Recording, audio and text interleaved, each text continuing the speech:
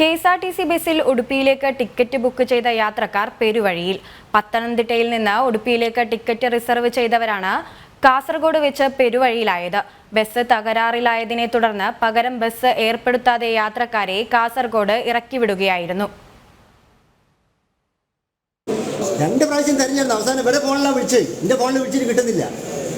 കോഴിക്കോട് നിന്ന് ഞാൻ മംഗലാപുരം ബസ് തിരഞ്ഞെടുക്കുക, ഉടുപ്പി ബോർഡ്. അന്നേരം കാസർഗോഡ് ബോർഡാണ്.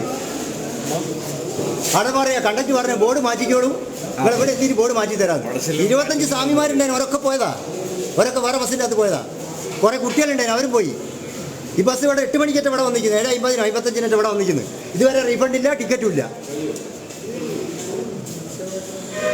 ജനങ്ങളങ്ങനെ പറ്റിക്കാൻ പാടില്ലോ. ഇതൊരു സുഖമില്ലാത്തൊരു പേഷ്യൻറ്റിനാണ് എന്താ ചെയ്യുക? ഞാനൊക്കെ എത്രയോ സുഖമില്ലാത്ത പേഷ്യൻറ്റിനെ മണിപ്പാൽ ഹോസ്പിറ്റലിലേക്ക് കൊണ്ടുപോയതാണ്, അങ്ങനെ വന്നിട്ട് റിസർവ് ചെയ്തിട്ട്. ഇത് ആദ്യമായിട്ടുള്ള ഒരു അനുഭവം അങ്ങനെ.